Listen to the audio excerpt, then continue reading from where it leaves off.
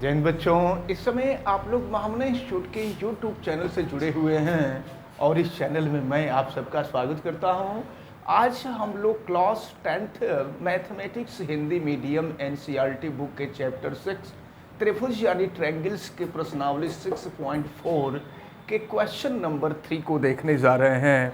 और देखिए question number 3 में दिया हुआ है आकृति 6.44। बोर्ड पे जो फिगर बना हुआ है यही आकृति 6.44 है में एक ही आधार BC। देखिए इसका नाम हम लिख लें, ये A है, ये B है, ये C है और ये D है।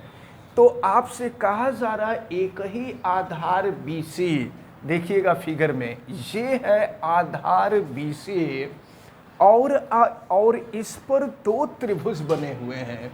एक त्रिभुज ABC, देखिए सामने एक त्रिभुज ABC और दूसरा त्रिभुज DBC। दो त्रिभुज बने हुए हैं।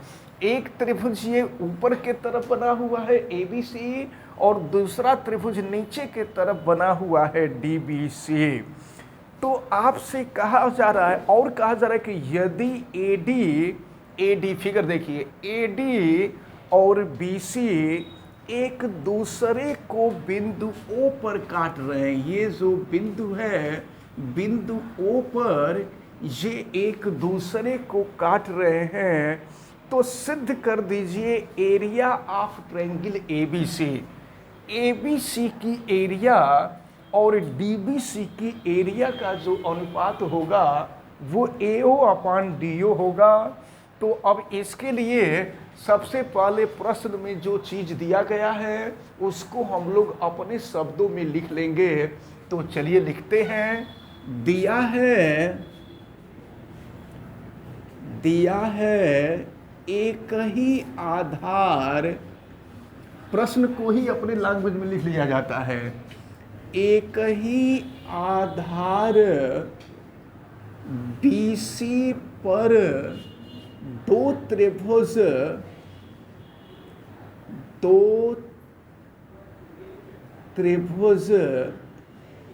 ABC, त्रिभुज ABC एवं त्रिभुज DBC बने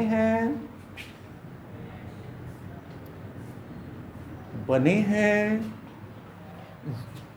जिनकी भुजाएं BC और AD, जिनकी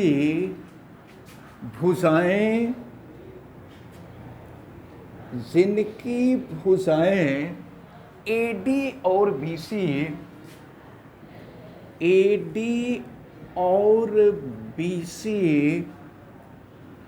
बिंदु O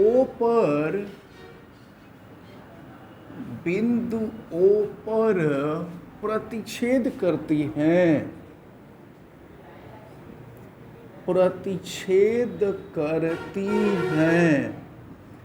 तो हमें सिद्ध करना है,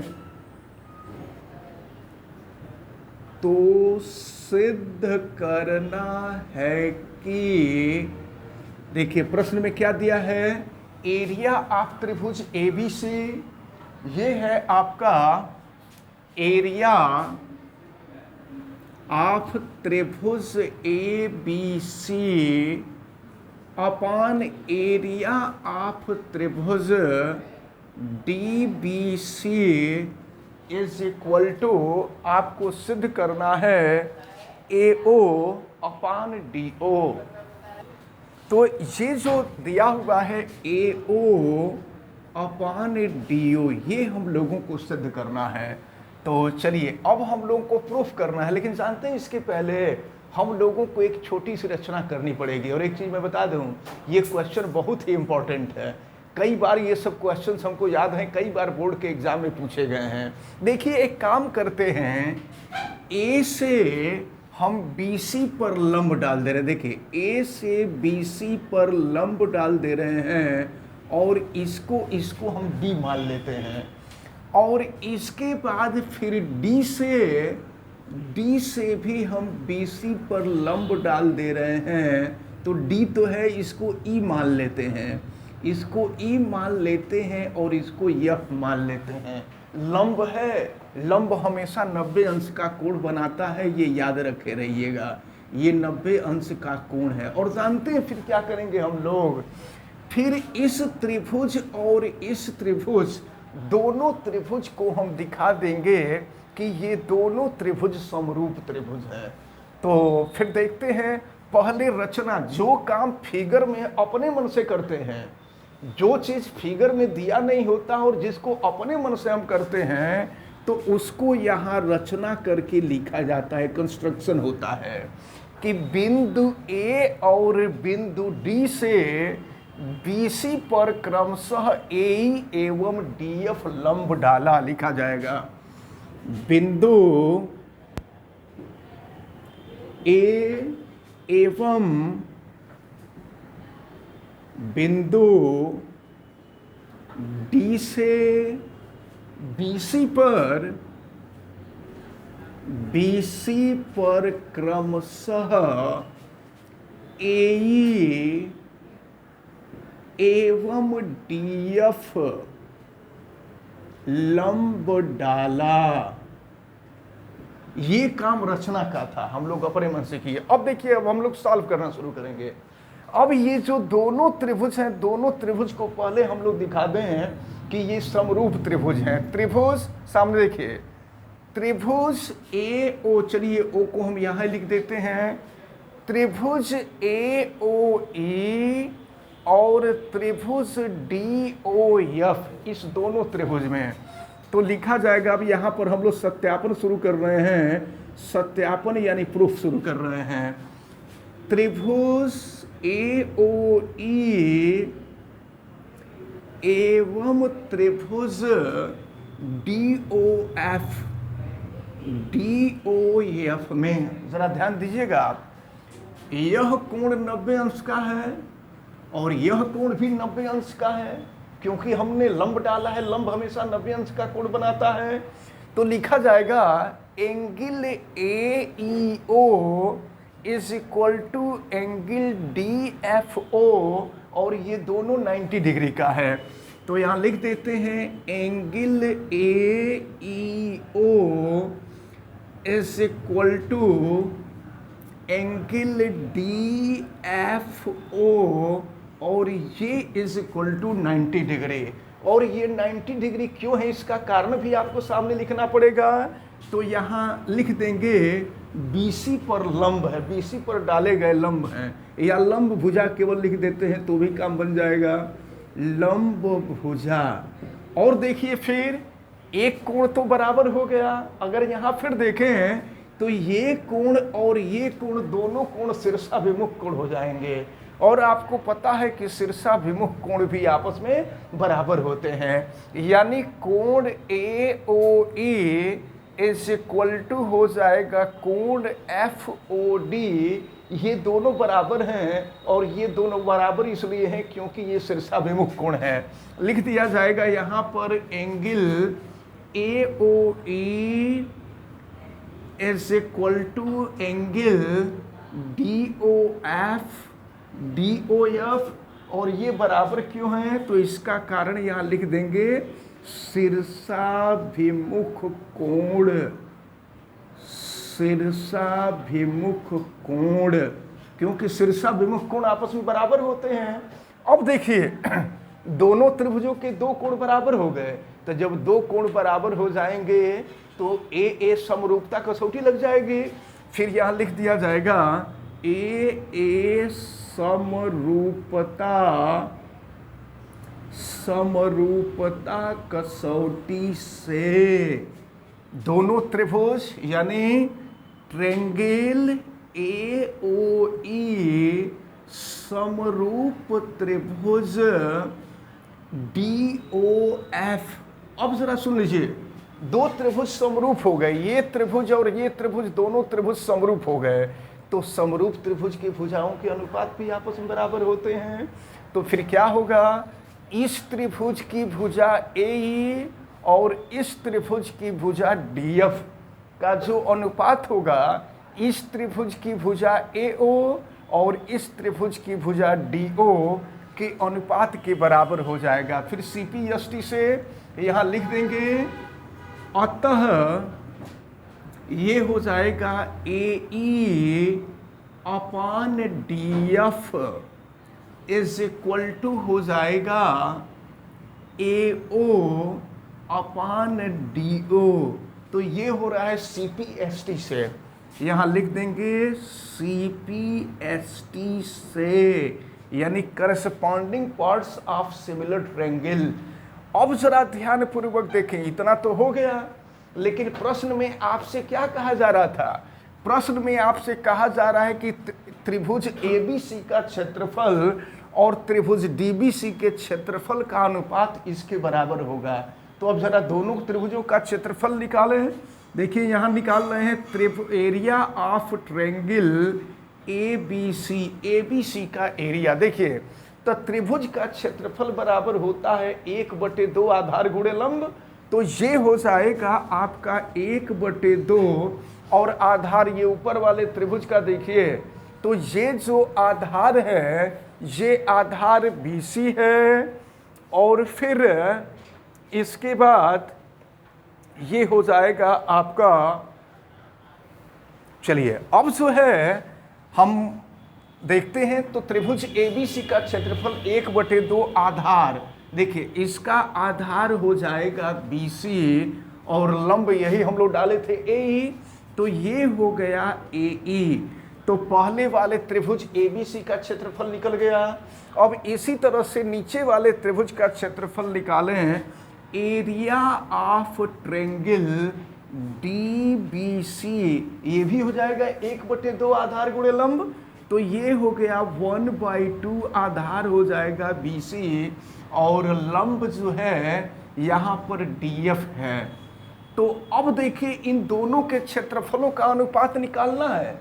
तो अब जो है देखिए एरिया ऑफ ट्रायंगल ABC में एरिया ऑफ ट्रायंगल DBC से हम भाग दे देंगे, इसको यहाँ लिख देते हैं, area of triangle ABC upon लिख देते हैं area of triangle DBC is equal to, देखिए पहले वाले का जो क्षेत्रफल था 1/2 BC इंटू AE था, और दूसरे वाले में क्या 1/2 BC इंटू DF था। अब देखिए क्या है, 1/2 से 1/2 कैंसिल, BC से BC कैंसिल हो गया। अब ये हो गया area of triangle ABC upon area of triangle DBC is equal to, ये हो गया AE अपान DF। अब देखिए हम निकाल चुके हैं कि AE और DF का जो अनुपात है वह AO और DO के अनुपात के बराबर हो जाएगा। तो फिर यहाँ लिख देंगे area of triangle ABC upon area of triangle DBC is equal to, देखिए AE अपान DF के जगह पर हम AO अपान DO लिख लेते हैं, और हम लोगों को यही सिद्ध करना था कि area of triangle ABC upon area of triangle DBC is equal to AO upon DO। तो ये हम लोगों को प्राप्त हो गया, यहाँ लास्ट में लिख देंगे दैट प्रूव्ड, यही हम लोगों को सिद्ध करना था। तो ये जो क्वेश्चन नंबर 3 था ये बहुत इंपॉर्टेंट क्वेश्चन है, कई बार आपसे बोर्ड के एग्जाम में 4 नंबर में 5 नंबर में भी पूछा गया है, इसलिए इसको खूब अच्छी तरह से आप लोग तैयार करेंगे। अब हम देखते हैं क्वेश्चन नंबर 4। क्वेश्चन नंबर 4 में दिया हुआ है, यदि दो समरूप त्रिभुजों के क्षेत्रफल बराबर हैं। देखिए हम मान लेते हैं कि एक त्रिभुज ABC है और दूसरा त्रिभुज DEF है, और ये दोनों समरूप त्रिभुज हैं, हम मान लेते हैं। तो यहाँ लिख दिया जाएगा, माना त्रिभुज ABC समरूप त्रिभुज DEF प्रश्न में दिया हुआ है, तो जो प्रश्न में दिया हुआ है उसको हम मान लिए हैं। दो समरूप त्रिभुज के क्षेत्रफल बराबर हो, प्रश्न में कह रहा है कि इनके क्षेत्रफल भी आपस में बराबर हैं, तो दोनों त्रिभुज समरूप त्रिभुज हैं और प्रश्न के अनुसार इनके क्षेत्रफल आपस में बराबर हो, यानी area of triangle A B C is equal to area of triangle D E F, ये प्रश्न में दिया है। तो देखें आगे क्या कह रहा है, तो सिद्ध कर दीजिए कि ये त्रिभुज सर्वांगसम होते हैं। तो सर्वांगसम तब होंगे जब इनके भुजाओं के अनुपात आपस में बराबर होंगे। सर्वांगसम त्रिभुज के बारे में आप लोग क्लास 9th में पढ़े हैं, उसी चीज को यहाँ सिद्ध करके दिखाना है। तो देखिए हम लोगों ने प्रमेय देखा था, जब ये प्रश्नावली शुरू किए थे तो हम लोग प्रमेय देखे थे और प्रमेय में ये था कि दो समरूप त्रिभुज के क्षेत्रफलों का अनुपात उनके भुजाओं के अनुपात के वर्ग के बराबर होता है, ये हम लोग देख चुके हैं।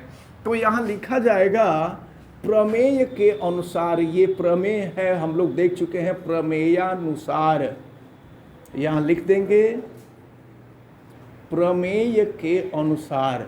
तो प्रमेय के अनुसार क्या है, area of triangle A B C upon area of triangle D E F, ये इज इक्वल टू क्या होता है, तो संगत भुजाओं के अनुपात का वर्ग, यानी ये हो जाएगा आपका A B upon D E का वर्ग, और इसके बाद फिर ये हो जाएगा B C upon E F के अनुपात का वर्ग, और फिर ये A C upon D F के अनुपात का वर्ग, ये होता है। ये प्रमेय के अनुसार हम लोग देख चुके हैं।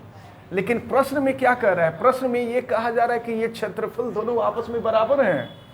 तो area of triangle A B C के जगह पे हम area of triangle D E F लिख सकते हैं।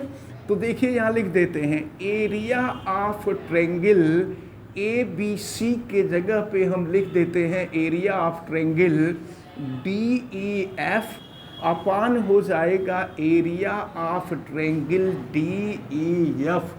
ये इज इक्वल टू, देखिए फिर क्या हो जाएगा, ये हो जाएगा ए B upon D E square, और इज इक्वल टू हो जाएगा ये आपका B C upon E F square, और फिर ये is equal to A C upon D F whole square. अब जरा ध्यान से देखिए, तो ये दोनों की एरिया, ये एरिया और ये एरिया दोनों बराबर हैं। तो अब ये जो है, ये एरिया इस एरिया से कैंसिल हो जाएगा, और कैंसिल हो जाएगा तो इसके जगह पे 1 हो जाएगा। 1 इज इक्वल टू हो जाएगा ए बी अपान डी ई का होल स्क्वायर, और ये B C upon E F का होल स्क्वायर, और ये हो जाएगा ए सी अपान डी एफ का होल स्क्वायर। अब ज़रा देखिए, अब हम बारी बारी से देखिए, ये पहले वाले को और 1 को बराबर करते हैं, फिर दूसरे वाले को और 1 को बराबर करते हैं, फिर तीसरे वाले को और 1 को बराबर करते हैं, फिर देखते हैं क्या मिलता है। तो A B upon D E का square is equal to 1, square बराबर के दूसरे तरफ जाएगा तो वर्गमूल हो जाएगा। अब 1 का वर्गमूल 1 ही होता है, तो फिर ये हो जाएगा आपका A B upon D E is equal to 1।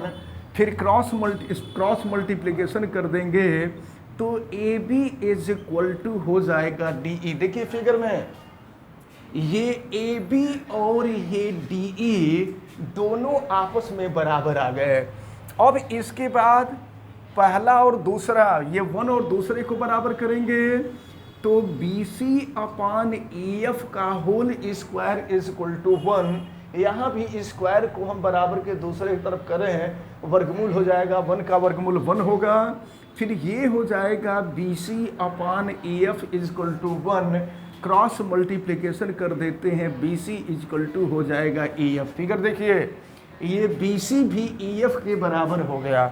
अब इसके बाद थर्ड वाले को और वन के इक्वल करते हैं, तो ये AC अपान DF का whole square is equal to 1। यहाँ भी स्क्वायर को अपोजिट साइड में हम ले जाते हैं, तो AC upon DF is equal to 1, तो AC इज इक्वल टू हो जाएगा DF। अब जरा देखिए, अगर हम इन दोनों त्रिभुज को लेते हैं, त्रिभुज ABC एवं त्रिभुज DEF में, तो अभी हम लोगों ने सिद्ध किया, क्या सिद्ध किया कि AB बराबर हो गया DE। देखिए ये पहले प्राप्त कर चुके हैं, AB बराबर DE। फिर हमने प्राप्त किया BC is equal to EF, यहां हमने प्राप्त किया है। और फिर तीसरा, ये AC और DF भी आपस में बराबर हैं, AC is equal to DF, ये भी हमने प्राप्त किया। अब देखिए दोनों त्रिभुज की तीनों भुजाएं आपस में बराबर हैं, तो जब दोनों त्रिभुज की तीनों भुजाएं आपस में बराबर होती हैं, तो यस यस यस, भुजा भुजा भुजा, साइड साइड साइड, सर्वांग समता कसौटी लगता है, जिसको आप लोग क्लास 9th में पढ़े होंगे। तो लिख दिया जाएगा यस यस यस, सर्वांग समता कसौटी से त्रिभुज ABC सर्वांगसम, ये सर्वांगसम का चिन्ह है, आपको मालूम ही है। और ये हो जाएगा त्रिभुज DEF।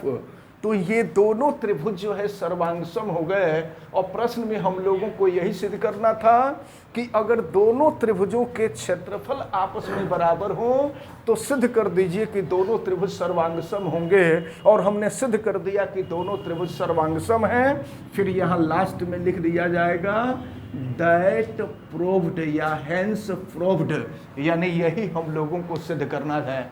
तो इस प्रकार ये जो क्वेश्चन आपको बताए गए हैं, क्वेश्चन नंबर 3 और क्वेश्चन नंबर 4 जो आपको बताया गया है, हमें उम्मीद है कि ये दोनों क्वेश्चन आपको बहुत अच्छी तरह से समझ में आए होंगे। अगर किसी प्रकार की कोई दिक्कत समझ में आती है तो आप कमेंट करके ज़रूर बताइएगा। वीडियो को आप लाइक भी कीजिएगा और वीडियो को मैक्सिमम स्टूडेंट तक शेयर भी करेंगे। आप बेल आइकन को भी प्रेस कीजिएगा ताकि प्रतिदिन पढ़ने वाले वीडियो की सूचना आपको मिलती रहे। आप सभी लोगों का बहुत बहुत धन्यवाद। जय हिंद।